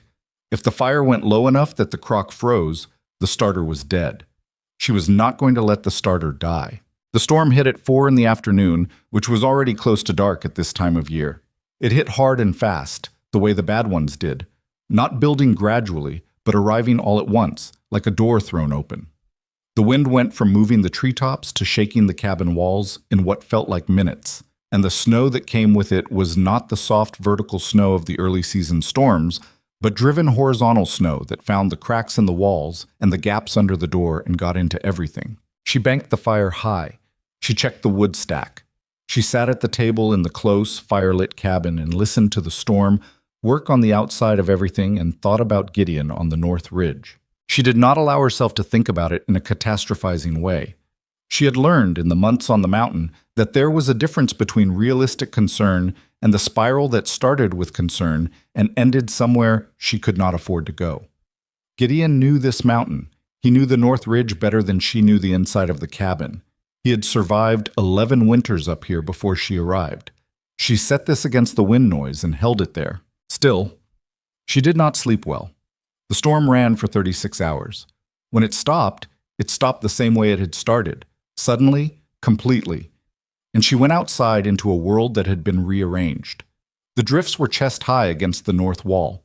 The corral fence was invisible under snow. The trail that led down toward the lower elevation was gone entirely, the landscape smooth and unfamiliar, every usual landmark either buried or transformed. She dug out. She started with the cabin door, then a path to the outbuilding, then water for the horses. She was working on the path to the woodpile, which had been partially sheltered by the cabin's overhang and was mostly intact, when she heard the horse. She looked up. Gideon came through the tree line on the north side of the clearing. He was moving slowly, the horse picking its way through snow that was belly deep on the animal in places, and he was bent slightly forward over the saddle in a way that did not look like his usual posture. She dropped the shovel and went across the yard, wading through the drifts. He dismounted before she reached him, which told her he was functional, at least. But when he turned and she got close enough to see his face, she saw immediately that something was wrong. He was pale under the weathering, a grayish pale, and his right arm was held in a way that was too careful, tucked close to his body. "What happened?" she said. Horse went down on the ridge, ice under the snow. His voice was steady but had a quality of controlled effort to it that she recognized as someone managing pain. "I went over the side with her. She's all right. I'm mostly all right." "Mostly." "Shoulder." She looked at the arm. "Can you move it?" A pause. "Not much." "Dislocated or broken?" "Don't know." She got his horse into the shelter and got him inside the cabin and got his coat off, which was a production that he was too tired to help with and too stubborn to admit he needed help with. And they met somewhere in the middle that involved her doing most of the work while he directed his own body with the focused deliberateness of someone concentrating hard on not reacting badly to pain. She examined the shoulder as carefully as she could with what she knew, which was not extensive. She had read a medical guide she'd found on his shelf, one of the 3 books he owned, and she knew the basic difference between a dislocation and a break. She pressed along the shoulder joint carefully, watching his face, and his face told her things even when his voice did not. "I think it's dislocated," she said. "The joint feels wrong in a specific way, not like there's pieces." "That's what I thought," he said. "You've had this before?" A pause. "Once." She sat back and looked at him. He was sitting in the chair by the fire with his coat across his lap and his right arm against his body, and his face doing the thing it did when he was moving all expression behind a closed door. She thought about what she knew. She thought about the medical guide and what it said about reduction, which was the clinical word for putting a dislocated joint back where it belonged. She thought about the fact that they were, conservatively, 11 miles from the nearest neighbor, and the trail was under 4 feet of snow. "I need to reset it," she said. "I know. I've never done it." "I know." He looked at her directly. "The book on the shelf. 3rd shelf. It's in there. I read it. In November." She met his eyes. "I need you to tell me when the muscle relaxes. That's the part I won't be able to feel from the outside." He nodded. "It took 3 attempts. The first 2, the muscle wasn't ready and the joint wouldn't seat, and she could tell from the quality of his stillness that these were not small amounts of pain he was managing. She stopped between attempts and let the muscle tire further and talked to him while she waited. About nothing consequential, just her voice, steady and matter-of-fact. And she did this because the medical guide had said that distraction helped the muscle release and because she needed something to do with her hands besides what she was about to do with them. "Tell me something I don't know about you," she said during the second pause. He looked at her like this was an unexpected conversational direction. "Now?" "Now. It'll help." A long exhale.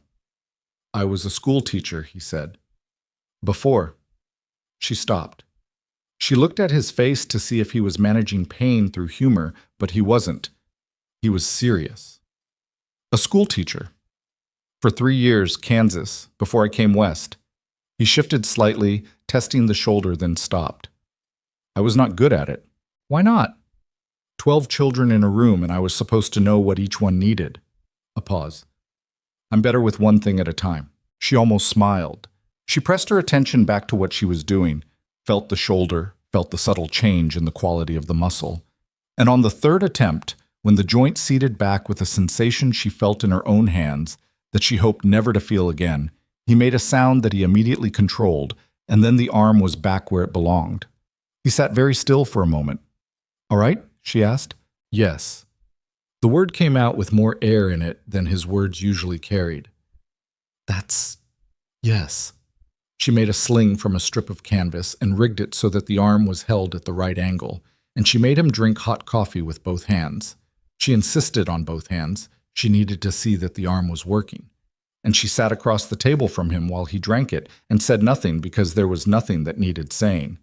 After a while, he said, "You didn't panic." No, she agreed. Most people would have. She thought about this. I've been managing things that scared me for a long time, she said. I don't always know what I'm doing, but I keep moving through it. He looked at her across the table, over the coffee cup. Where'd you learn that? Survival, she said. Same place you learned yours. He held her gaze for a moment, and the fire moved between them, and something in the room shifted. Not dramatically, not with any announcement, but in the way that the temperature changes when a front passes through. A small but permanent alteration in the air. The shoulder kept him in the cabin for 8 days. 8 days where he could not do the physical work he normally did, and where she could, and where the balance of the household ran through her hands in a way it had not before. She handled the wood. She managed the animals. She ran the western trapline twice, once alone, once with him trailing behind her in a supervisory capacity that he maintained with visible effort, and that she allowed him because she understood the particular difficulty of watching someone else do the work you were used to doing and not being able to help. She also, on the third day, made the bread. She had been making bread regularly since that first loaf in November. It had become part of the weekly rhythm, 2 loaves on Sundays if the stores allowed, sometimes a smaller batch midweek. But on the third day of his recovery, she made something different. She had found a small amount of dried rosemary in the back of the herb shelf and a crock of rendered bear fat that could substitute for lard, and she folded both into the sourdough along with the last of the dried apple and a small amount of honey from the tin on the shelf. It was not a recipe she knew. She made it up from what she had, the way she had been making up most of her mountain life, from available materials, adjusted for conditions. The bread came out dense and dark-crusted and imperfect in its shape, because the dough had been stiffer than she'd wanted and she'd had to compensate. But the smell of it while it baked was something she had not anticipated. Rosemary and apple and the sourdough's tang all together, filling the cabin with a warmth that was not the warmth of the fire, exactly, but something that overlapped with it. Gideon, who had been sitting by the fire doing what he always did when he had nothing to do, working through the slow interior process of managing his own inactivity, looked up from the fire. He didn't say anything. He just turned his head and looked at the stove and stayed very still for a moment, and she saw something cross his face that he didn't catch in time to put back where he kept things. That's not the usual bread, he said. No. She was checking the doneness with a thin knife. I had the rosemary. It seemed like it might work. It smells like... He stopped. She waited. Like something, he said, which was not a completion of the sentence but was as close as he was going to get. She cut him a piece when it was cooled enough, and she cut herself a piece, and they sat at the table and ate. The flavor was stranger and more interesting than the standard loaf. The rosemary was assertive in a way that required a moment's adjustment, and the apple sweetness came through intermittently, unevenly, because the dried fruit hadn't distributed as evenly as she'd hoped. It was not a perfect bread. It was a real one. He ate 2 pieces. He did not comment further, but he looked at the remaining loaf on the rack when he thought she wasn't watching, with an expression she had seen only once before. That moment in early November when she'd made the first sourdough, and he'd said quietly and to no one, I didn't know I was missing that. She thought about what he'd been missing, and it was not, she understood, only bread. It was the thing bread meant, the specific argument that a loaf of bread made about a place, which was that someone had decided the place was worth the investment of time and care and fuel and attention. A trap line kept a person alive. Bread meant something else. Bread meant someone had looked at the space around them and thought, this is somewhere. He had been surviving this mountain for 4 years.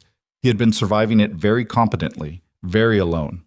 The cabin was practical and organized and efficient, and had been exactly what one person needed to keep living and nothing more. She had been adding to it in small ways since the beginning. The bread, yes, but also the way she'd organized the kitchen shelf so that the most used things were accessible without moving anything.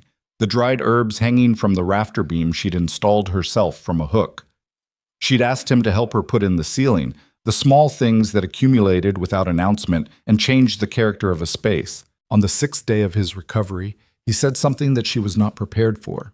She was at the stove and he was at the table with a piece of harness leather he could manage one-handed, working a repair slowly, and the silence between them was the comfortable kind that had become their normal register. When he said, "I've been thinking about the spring," she turned slightly.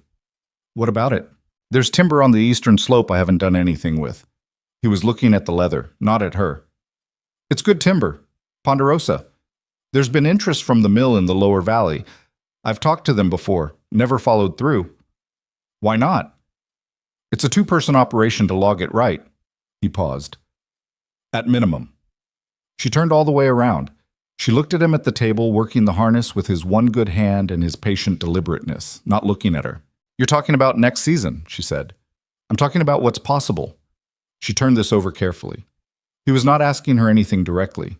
She understood that. Direct requests were not his natural mode.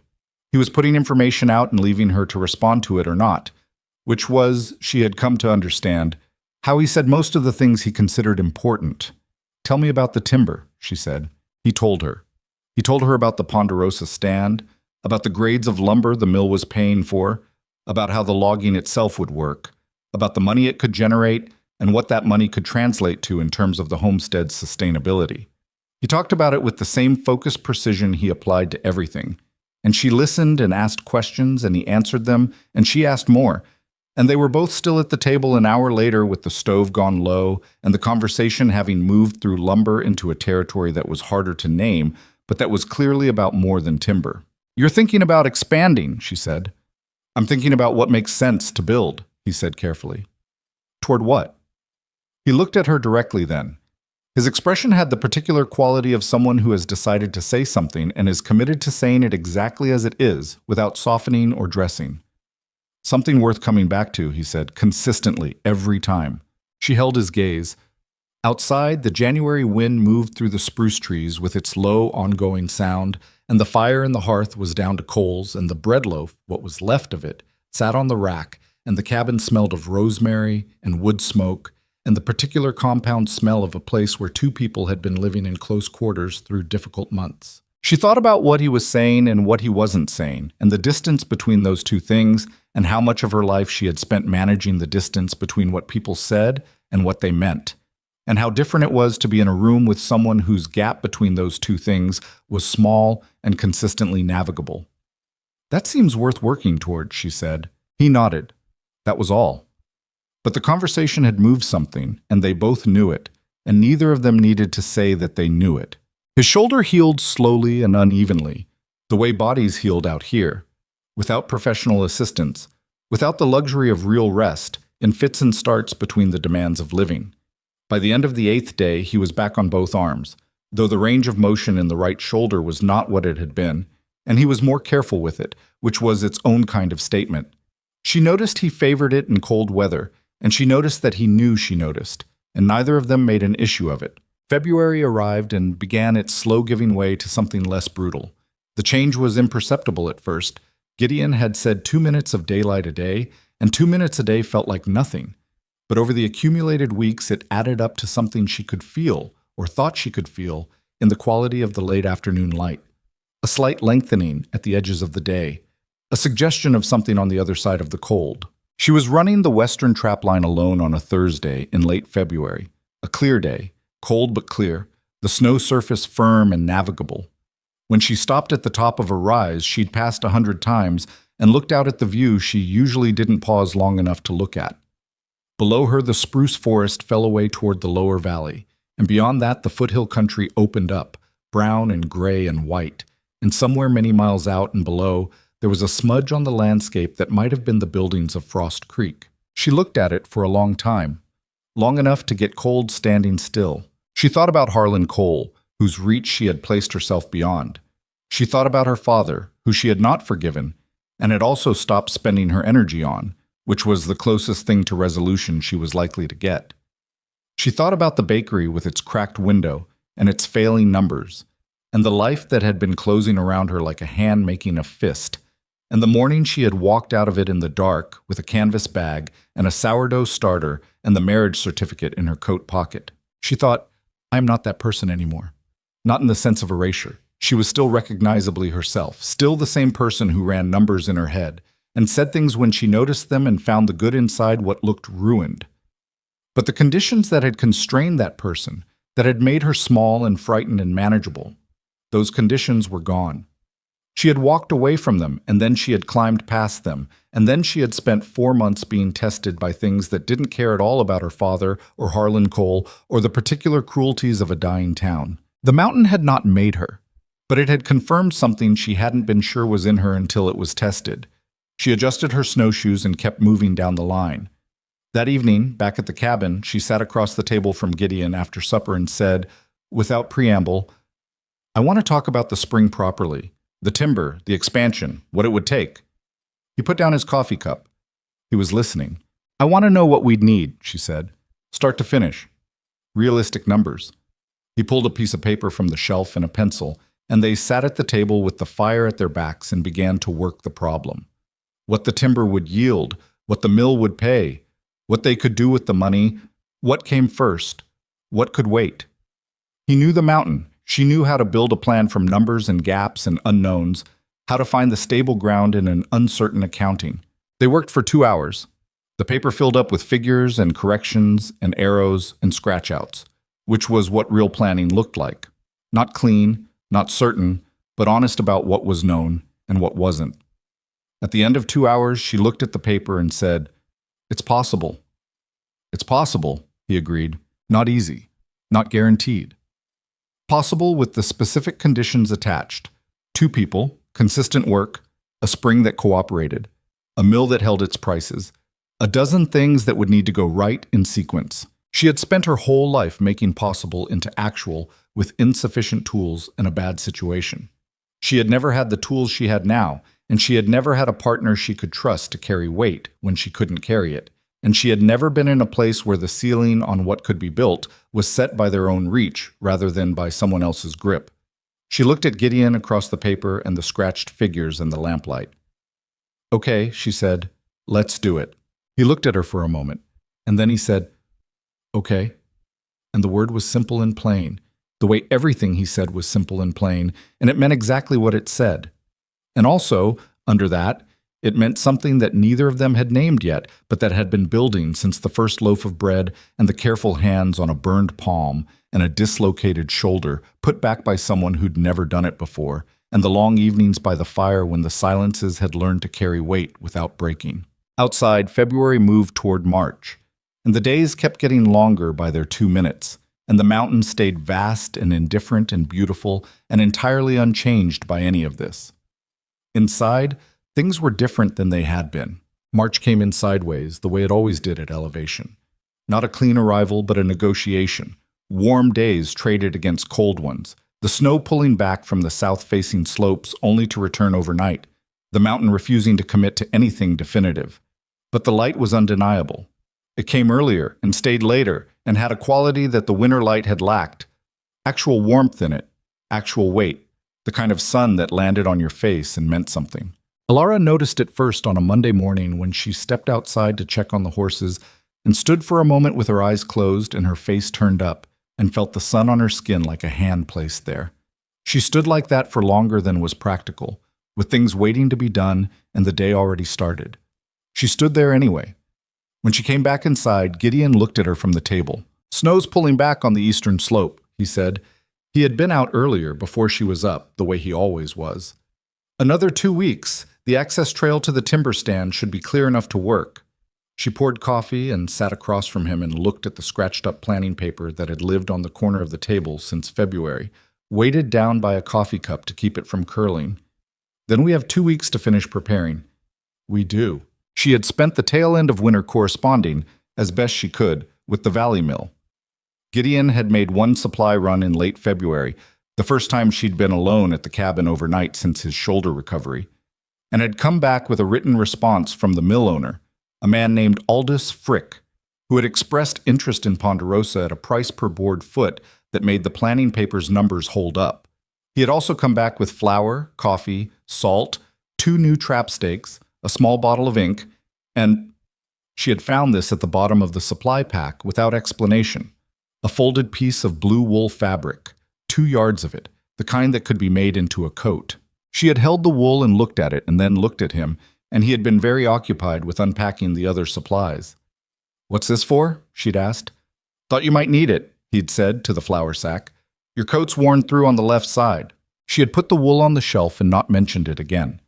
But she had noticed it every day since, and she understood that it was the closest thing to a declaration that she was likely to get from him, and she found that this was enough. The first day on the timber stand was harder than she had expected, which was itself a thing she should have expected by now and kept not being prepared for. The mountain had a consistent habit of being more than her previous experience predicted, and she kept meeting it with her calculations slightly short, not dangerously short, just short. Felling timber required a coordination she and Gideon had to work out in practice. Not in theory, which meant the first 2 trees took most of the morning and produced a substantial amount of arguing that was not quite arguing.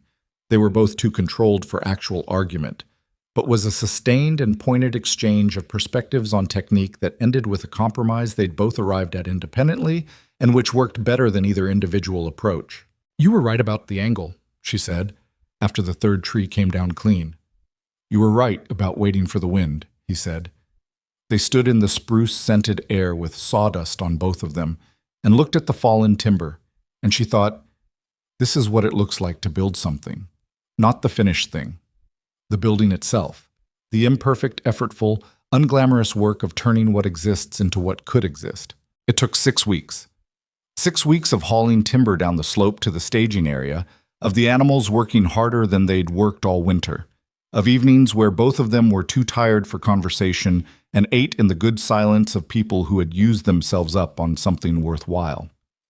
The shoulder gave Gideon trouble in the 2nd week, the cold mornings and the heavy work bringing back a stiffness she could see in his face, and she managed the heavier lifting on those days without remarking on it, and he let her without remarking on it, and this was, she had come to understand, one of the primary languages they had developed. The language of allowing each other things without making it into a moment. The first timber sale closed on a Wednesday morning in late April. Aldous Frick came up the lower trail himself to inspect the grade and oversee the loading, which Alara had not expected. She had assumed he'd send someone. He was a compact, precise man in his 50s with the kind of face that did its calculations openly, and he walked the timber stack with his hands behind his back and his eyes moving over the wood with professional assessment. She stood back and let Gideon handle the transaction, which was right. This was his territory, his established relationship. But she watched Frick closely and read his body language the way she'd read customers at the bakery counter, and she could see before the number was spoken that they were going to be pleased with it. The number, when Frick said it, was better than the planning paper's projection by 12%. Gideon's face didn't change, but she knew him well enough now to see the thing that moved behind his eyes. "We can work with that," he said, which she understood to mean, that changes what's possible. On the walk back up to the cabin, she did the recalculation in her head. By the time they reached the porch, she had a revised version of the spring plan that was considerably less conservative than the original. "The access trail," she said, stopping at the steps. He stopped too. "What about it? If we improve it, grade it properly, clear the switchback section, the mill could get a wagon up here. We wouldn't have to haul to the staging area. That saves us 2 days of work per load and reduces what we need from the animals." He looked at the trail. He was doing his own calculation. "That's a week of grading work. That pays back in the 3rd load." He turned this over for a moment, looking at the trail with the particular focused look he gave to problems he was finding worth solving. Then he said, "I know someone who does trail work. He's fair." "Then we hire him." A pause. He looked at her. "You've changed how you think about this place," he said. "The money, you mean. The scope. He was choosing words carefully, the way he always did when he was moving towards something that mattered. When you got here, you were managing survival. Now you're building. She thought about this. About the long slide from the bakery's failing ledger to this. A conversation on a mountain porch about hiring trail workers and third loads of timber and the math of investment. About how the mental shift had happened so gradually she couldn't point to the day it had changed. Maybe the elk in the deadfall. Maybe the shoulder. Maybe the bread with rosemary that had made him say something the way you say something when what you mean is everything. You started thinking about building before I did, she said. You just needed someone to build with. He was quiet. Then, yes, he said. Just that. They went inside and she made supper and he sat at the table and they talked through the revised plan. Not the careful, tentative version from February, but a real one that assumed continued work and continued timber sales and the trail improvement and a second season that extended what the first had established. She wrote figures while she talked, and he corrected the ones he knew better and added the ones she didn't have, and by the time they were done eating, the paper had barely any white space left. She looked at the full page and felt something she did not immediately have a name for. Not pride exactly, not satisfaction, though there was satisfaction in it. Something more like recognition. The feeling of looking at your own work and understanding that it is genuinely yours, that you made the choices that produced it, and that no one handed it to you, and no one can take it in the same way things that are handed to you can be taken. May brought the first real warmth, and with it, the valley. The first time she went down to the lower elevation since October, she was not prepared for how strange it felt. Not bad strange, just strange. The specific disorientation of returning to a scale of civilization that had stopped feeling like her reference point. She and Gideon went down together, the first trip of the season, for resupply and to sort out the arrangements around the trail improvement. They rode into the nearest sizable town, not Frost Creek, a different direction entirely, a trading settlement called Harwick's Crossing that was larger and less intimate. And she walked down the main street with the odd feeling of someone who has been gone longer than the calendar says. People looked at her the way people in small settlements looked at strangers. Then they looked at Gideon, who was known here from years of trade runs, and they looked back at her with a recalibrated interest. At the trading post, a woman named Clara Briggs, who ran the dry goods counter, looked at Alara's list and then at Alara and said, "You're up at Hale's place?" "I am," Alara said. "Didn't know he'd taken a wife." It's been some months now. Clara Briggs had the directness of someone who had been in commerce long enough to skip social preamble. "That you're doing? The timber deal with Frick?" "That was both of ours." The woman looked at her steadily for a moment. Frick said whoever had organized the grading plan knew what they were doing. He thought it was Hale. "Hale knew the timber," Alara said. "I knew the numbers." Clara Briggs looked at her a moment longer. Then she went back to the list and began pulling items, and she said, conversationally, to the shelves, "There's a woman 2 valleys over trying to expand a cattle operation. Been looking for someone who knows how to run books and manage stores. Can't find anyone worth keeping." She paused, reaching for a bolt of something on the upper shelf. "I might mention your name, if you're open to it." Alara set her hands flat on the counter in the old reflex, the gesture she'd had since the bakery days. "What kind of arrangement?" "Consulting, I'd imagine. Not full-time." Clara put the item on the counter. "There's not much up at this elevation that a capable person can't manage from a distance." Alara went back to the horses with this in her head. Gideon was loading the pack animal, and she came and took the other side of the load without being asked, and they worked the lashings together in the practiced way they had developed over months of doing this. "Clara Briggs mentioned a consulting possibility," she said. "Briggs talks to everyone," he said. Not dismissively, just accurately. "It might be worth considering." She pulled the strap tight and checked the load. "If there's consulting work available, it changes the math on the off-season, the months the trap lines are down and the timber isn't running." He was quiet for a moment, looking at the pack load. "Is that something you want?" She considered the question honestly, which was what he always deserved and what she'd learned to give. "I want the homestead to work," she said. "I want it to work well enough that we're not running on the edge every winter. If consulting work is part of how that happens, then yes." He looked at her. "I mean the work itself, not the outcome." He paused. "You're good at building things from numbers. You've been doing it since you were 12 to keep someone else's operation afloat." Another pause. Might be different, doing it for something that's yours. She looked at him across the horse, in the spring sunshine of the trading post yard, with Harwick's Crossing going about its business around them, and the mountains visible on every horizon. Yes, she said. I'd like that. He nodded. He went back to the lashing. She went back to hers. And the conversation was done in the way their important conversations were always done. Briefly, plainly, with the real content settled and no need to perform anything around it. The consulting arrangement with the cattle operation came through in June. It was modest. 2 visits a season, correspondence between, a straightforward fee for the books review, and stores management she could do with her eyes closed. But it established something, that her knowledge had value outside the cabin, that the skills she'd spent her life developing for someone else's survival were now working for her own. Frost Creek came up once that summer. It had to, eventually. They had ridden to a land registry office in the county seat, a full day's ride, to file the documentation on the timber rights, which required them to establish clearly who owned what and to what extent their operation was a legal, recorded entity. The clerk at the registry was a young man with ink-stained fingers who went through the paperwork with the careful attention of someone who took his job seriously. He looked up at one point and said, "Whitlock, that's a Frost Creek name, isn't it?" Elara kept her voice neutral. "My father was from there." The clerk went back to the paperwork. "That settlement's had a rough year. Heard the Silver Spur burned down in March. Whole block went with it."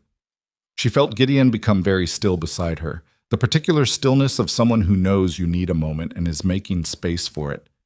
"Anyone hurt?" she asked. "Not badly, from what I heard. The owner, Cole, got out. Lost the building, though. Lost a lot." The clerk turned a page. Half the town was in debt to him, apparently. When the records went up with the building, he shrugged. "Things opened up some, I suppose." She signed where he indicated. Her hand was steady. Outside, in the sun, she stood with her hand on the gray mare's neck and thought about Harlan Cole losing the Silver Spur, and thought about her father somewhere in that town, and thought about the life she had escaped by 48 hours of margin and a stranger's willingness to say yes on a church step on a cold Thursday morning. She did not feel triumphant. She did not feel much of anything that had a simple name. There was relief in it. The particular relief of hearing that the thing that threatened you has diminished on its own, that you didn't have to maintain vigilance indefinitely. But there was also the complicated texture of anything involving her father, which she had not resolved and probably would not resolve in any clean way. Because some things didn't resolve, they just became part of the history of who you were. "You all right?" Gideon asked. "Yes." She meant it. "I'm all right." He nodded. He mounted up. She mounted up. They rode back toward the mountain. She wrote her father a letter that fall. She had started it 3 times over the summer and abandoned each attempt because the words had come out either too cold or too conciliatory, neither of which was honest. The honest version was harder. She did not forgive him in a way that required his participation or his acknowledgement. She was not writing to open a relationship. She was writing to close an account that had been left open, which was different. She said, "I am alive and I am well, and I am not coming back to Frost Creek. I hope you have found a way to manage. I am not angry anymore," which is not the same as saying what you did was acceptable. It wasn't. But I have other things to spend that energy on now. She mailed it at the trading post on a supply run in October. She did not wait for a reply, and she did not tell Gideon she'd sent it, and she did not think about it much after. It was done. The second winter was harder than the first in some ways, and easier in others. Harder because they knew what was coming, and knowledge of hardship is its own kind of weight. Easier because the foundation was different. The stores were better. The cabin had been improved in several small ways over the spring and summer. And the 2 people inhabiting it had stopped being strangers to each other in any meaningful sense. There was an evening in January, so it was 2nd January, the anniversary rough approximation, when the cold outside was exceptional and the fire inside was built up in response, and they were sitting at the table after supper not doing much of anything in particular, and Elara looked across the table at Gideon and thought, with the simple clarity that sometimes comes when you are warm and not afraid, "I know this person, not completely."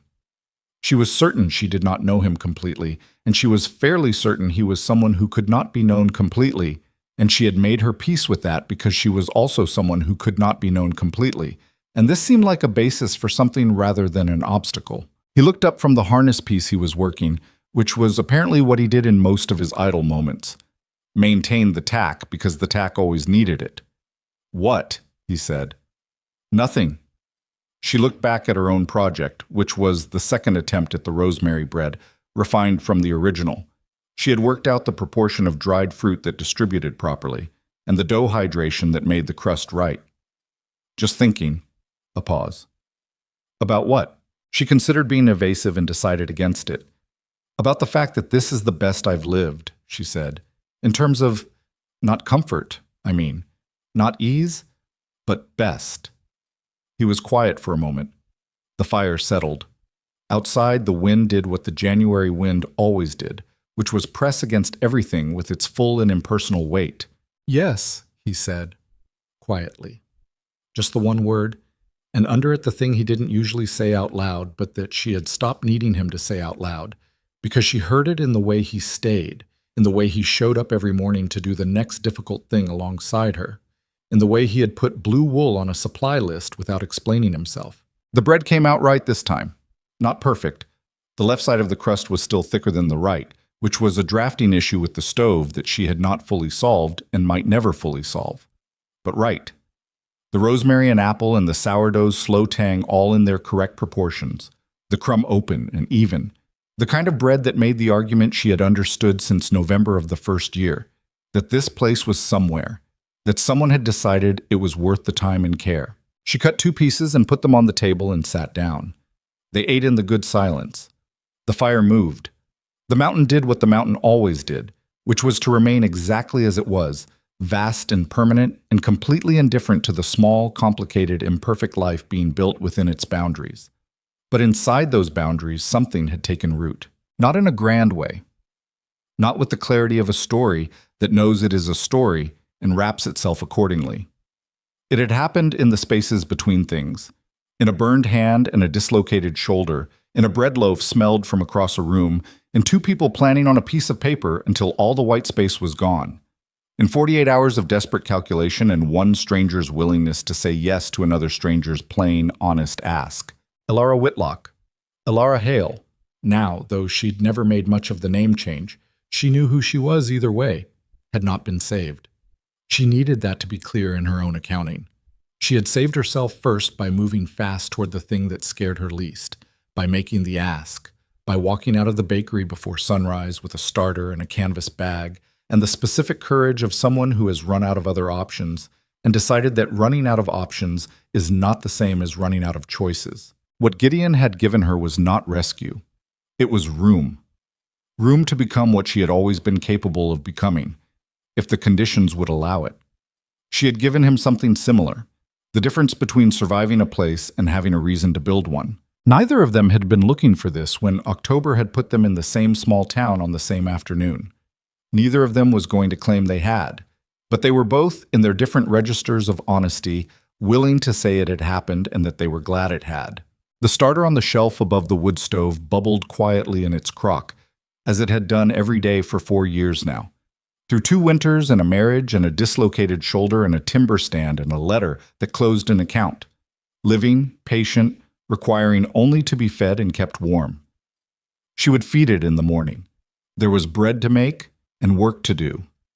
And a life that was, in the most real and unbeautiful and hard-won sense of the word, hers. My God. What? Guilty. How you look before my thoughts are now, my dick in my butt. Sorry. I don't know why I said Funny. that. Thanks. One of my favorite games out. Try Monster Hunter again. No, I decided that when I was 5 and I played it, that was the best. They are shutting down the servers. Alright, Ben, get in here. And invite Chandler. Invite me. I've invited you. Conrad's online. I don't have Chandler friended. Let's invite Conrad. See if he joins. Chandler, add Ben.